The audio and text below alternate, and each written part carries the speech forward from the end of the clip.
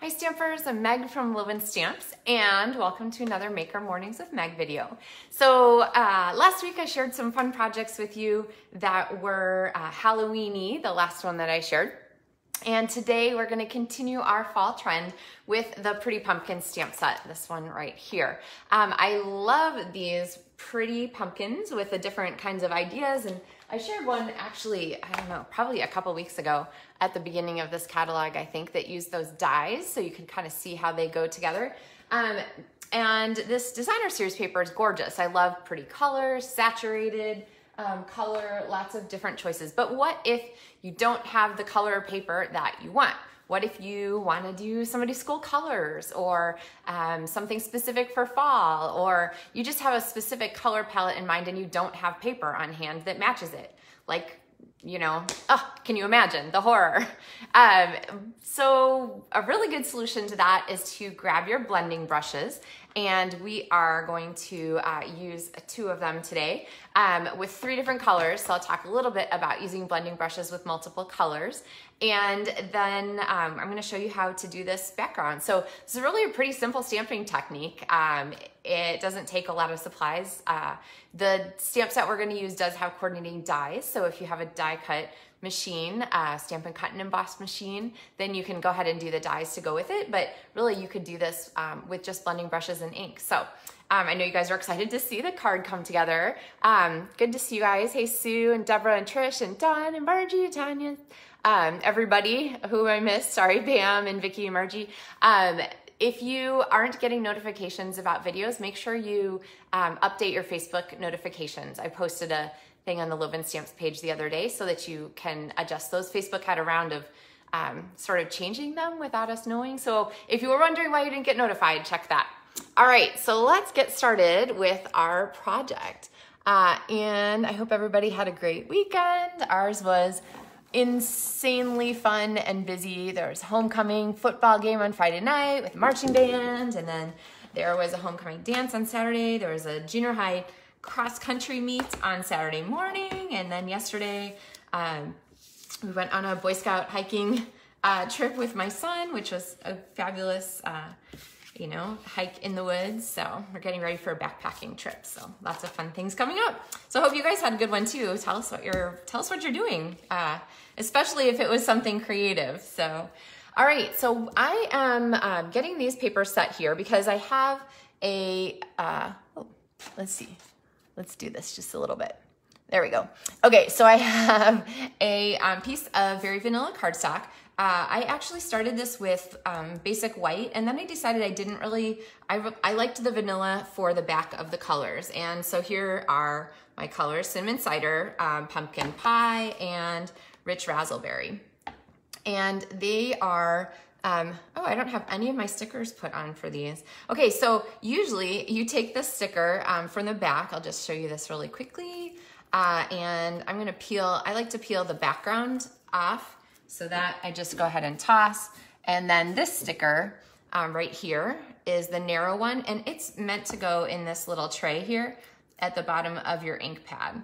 And that will allow you to see what color you have open when your pads are open and sitting on your table, okay? So I'll have to go back and do those. Anyway, so we're gonna make a background here with really pretty saturated colors, and I have 2 blending brushes. Now, you can wash these, just take them to the faucet and rinse them. You could add a little, just dishwashing soap on there if you wanted to, but I kind of keep one for oranges, one for purples, and kind of don't worry about it, because they don't really absorb a lot of ink. They really release their ink, which is what they're supposed to. These are really nice. So I'm gonna start off with our pumpkin pie, and I'm gonna do a little swirl here on our ink pad, and then I'm going to swirl it on my cardstock. Now, I'm gonna start off the edge of my cardstock and drag it on. So that's gonna do 2 things. It's going to give me a really pretty burnished edge here to our cardstock where there's a little darker color, and it's also going to prevent this smudge that happens when you set your piece down. It's gonna prevent that smudge from being on my paper, okay? So it's hard to keep layering color if you get a big smudge or smear that you're trying to burnish out or get the other color to equal. So I like to start off the edge sometimes. All right, So I kind of got a group of three on here, a little bit offset triangle. Now I'm gonna take this same one because like here you can see, it's not adding much more ink to anything. And so I'm gonna use it with my cinnamon cider. And I'm gonna go back and I'm going to just edge some of these a little bit and add a little bit of this darker tone to just sort of muddy it up and vintage it up a little bit. Vintagey, is that a word?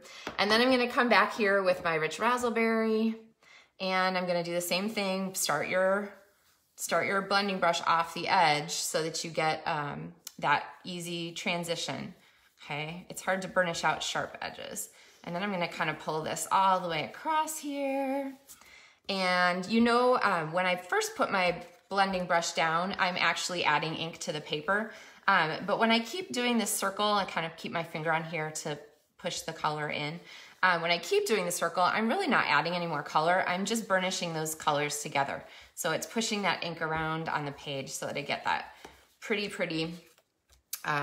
color transition with a nice amount of ink on there. Okay, so what do you guys think? Pretty colors, right? So these three weren't in a designer series paper and I wanted to use them. So I'm gonna go ahead and make my own. All right, if your fingers get inky, that's what your Stampin' Chamois is great for. All right, oh, Tanya says she's been working on Croptoberfest scrapbooking. Fun, good for you, Tanya. Get those memories scrapbooked, right? Okay, so now I'm gonna bring in a layer of the Very Vanilla. So this is the same color that we did for our layer there, except we're gonna add this to the background. And you guys know I always like to add an extra layer of cardstock. So like when we did this Halloween card last week, I went ahead and added this white layer here. So it was the black and the white and then the designer paper. So we're gonna do the same thing here with this project. And I'm gonna add in raspberry. So I'm gonna layer this underneath, but I'm gonna do it, I could put it in the middle, but I don't really like that. I really like this, where there's a teeny bit of the raspberry showing at the top and then a wider band at the bottom, okay? Just to sort of offset our spacing here. We got narrow things up here and wider bands down here. Now, we want to add to this, this gorgeous pumpkin stamp. And so I have it right here and I'm gonna make sure it's kind of clean to start with here. So I just use my Stampin' Chamois. All right, so I'm gonna start by inking this. We're gonna get this a little bit out of the way here. I'm gonna start by inking this with my pumpkin pie ink, okay?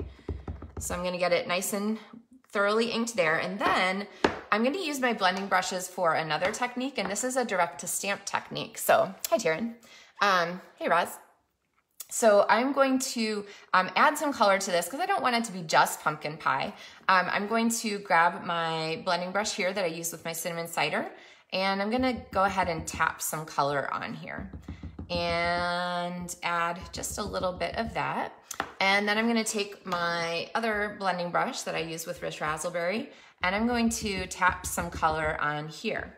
And you'll be able to see the color kind of on your stamp, and you can kind of judge if that's really enough color, if you want a little bit more variation.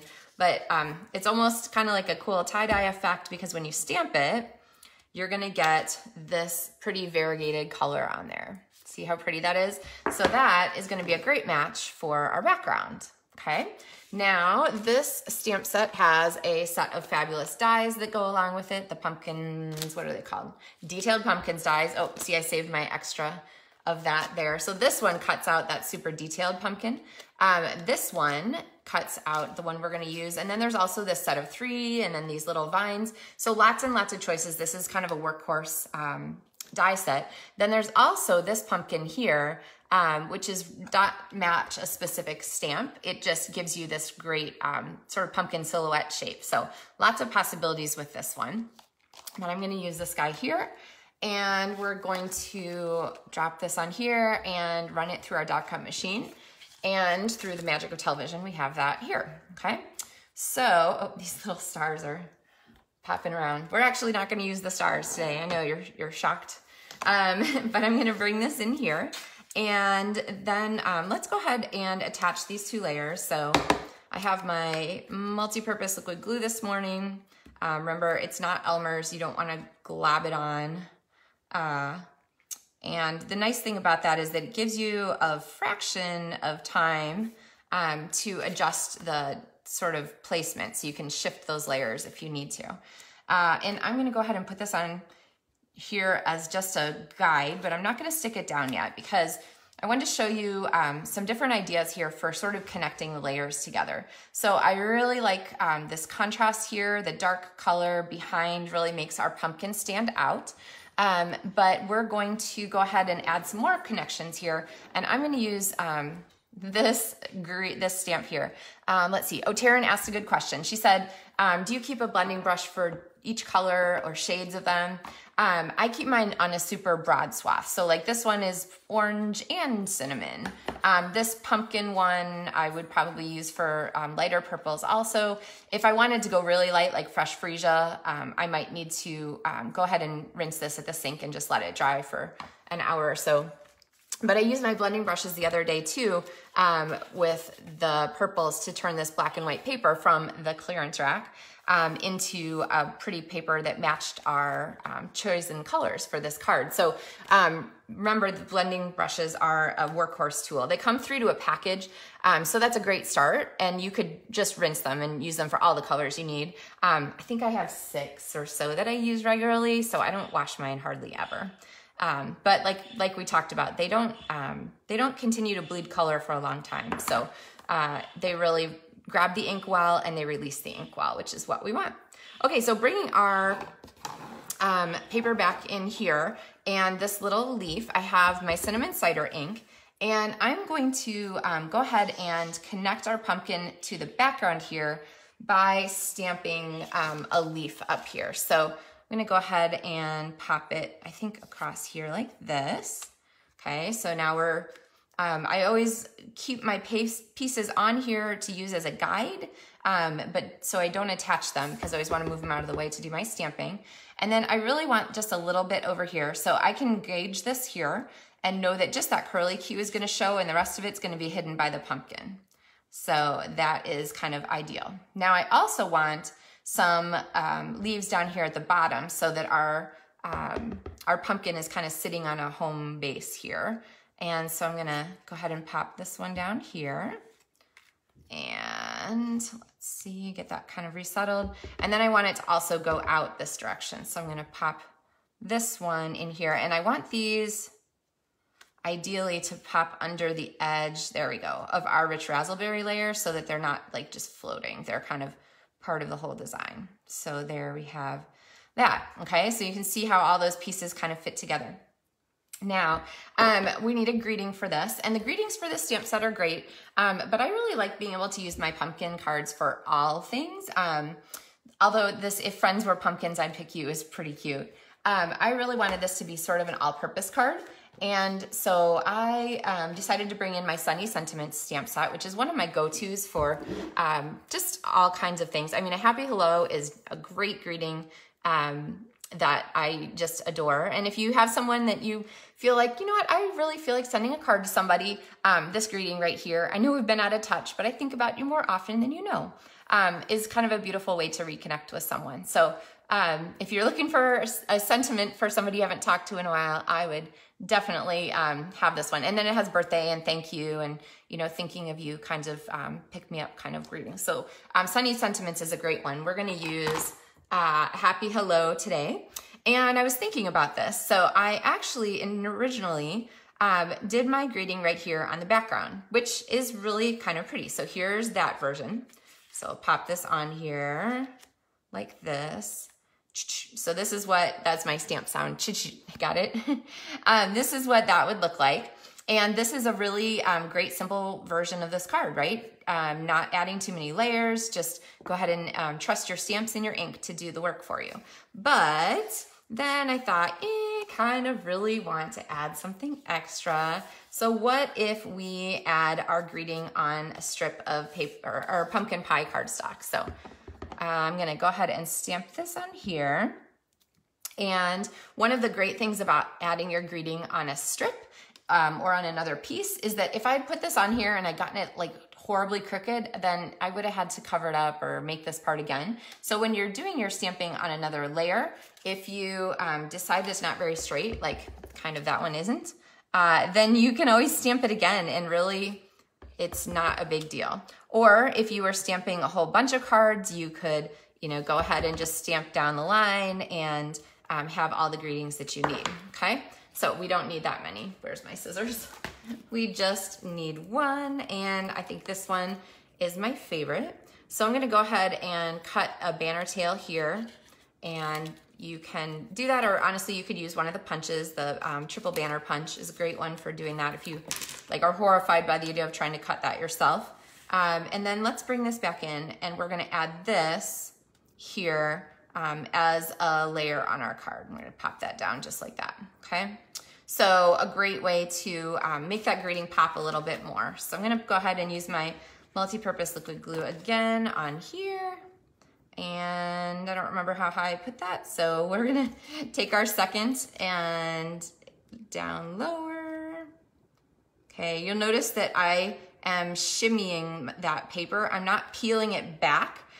You don't want to peel back your layers like this because that's gonna damage your cardstock and then everyone will be able to see that you peeled it. So you always wanna shimmy your layers like that so that you can, or twist, so that you can shear the adhesive without damaging the paper. All right, and then this is gonna pop on here. And I think I want this just a little smaller. We're gonna butt this up just a little more. So I'll take another chunk out of that.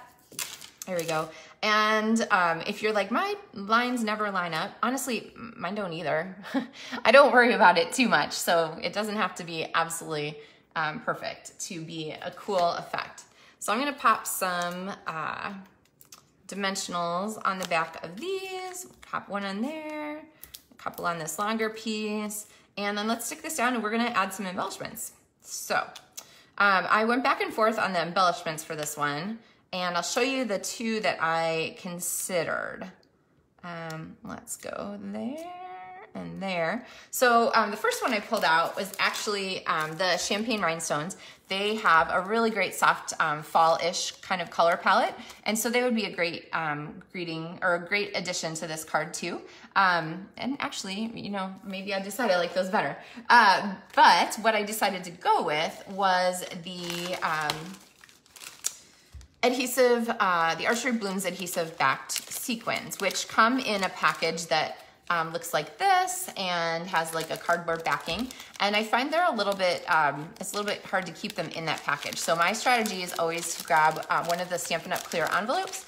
And I think there's a couple of packages worth stuck in here. But that really protects them and makes it easy to pull out the ones you want. So I've got these orange ones, and we're gonna grab our Take Your Pick tool, and we're gonna use the slide and stick technique. So slide, oh, I think I need some new adhesive.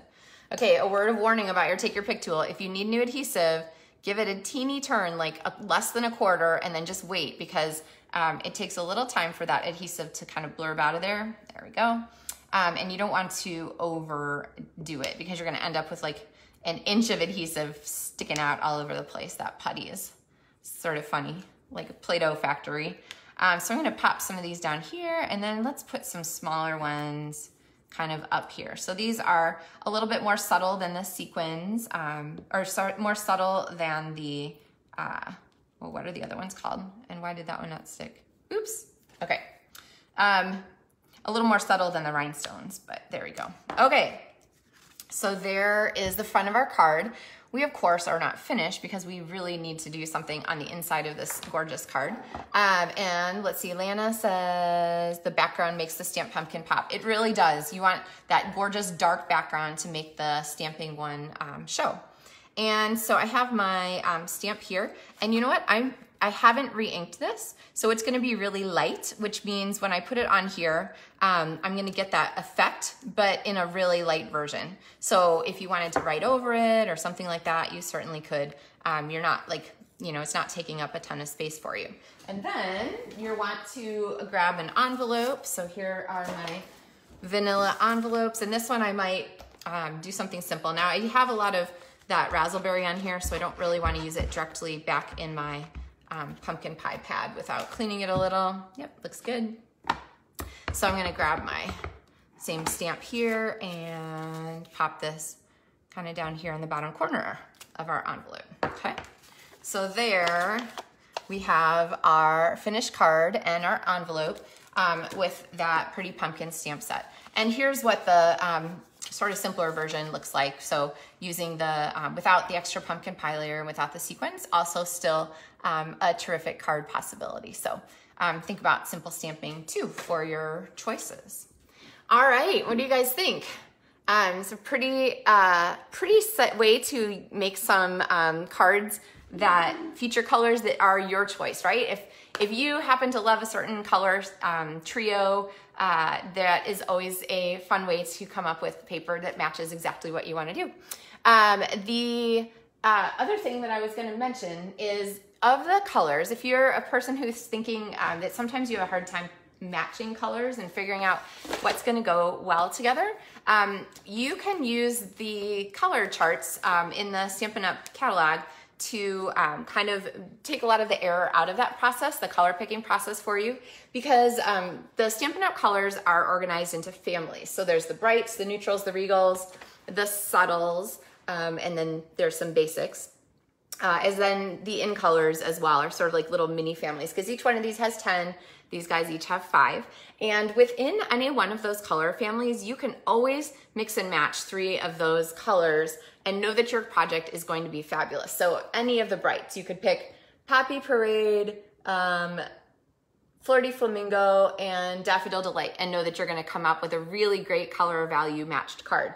You could pick of the regals, Pumpkin Pie, Old Olive, and Blackberry Bliss, and you know those are gonna come out great. So these palettes are color matched by the artists at Stampin' Up! To make it really easy for us to choose. Now, sometimes you mix and match between, like, let's see, did I mix and match, or did I pick all in the same today? Oh, I picked Rich Razzleberry, which is a regal, and Pumpkin Pie, and then I took Cinnamon Cider here from this one. So I did a little mixing and matching today. But there are some great opportunities to pick in here. And then of course, the other favorite place that I look for colors is I flip to the Designer Series paper pages and I look for color palettes from here. But if you're talking about making your own custom DSP in colors that you want, maybe not ones that are pre-ready for you, you know, that rule, well, they're in the book, so they're pre-ready for you. So anyway, but I hope you enjoyed seeing some projects today, or seeing a couple ideas and different ways to use your blending brushes to make the most of the color choices that you love. So I will be back on Wednesday with another Maker Morning with Meg, and I appreciate you guys taking some time to watch. So if you're watching replays later, make sure that you click on YouTube to subscribe so you'll be notified. Click the bell so you'll be notified when I post new videos. And on YouTube, make sure you update your notifications on my Live and Stamps Facebook page so that you will make sure you're not missing out notifications for when I go live. So thanks guys, have a terrific day and happy stamping.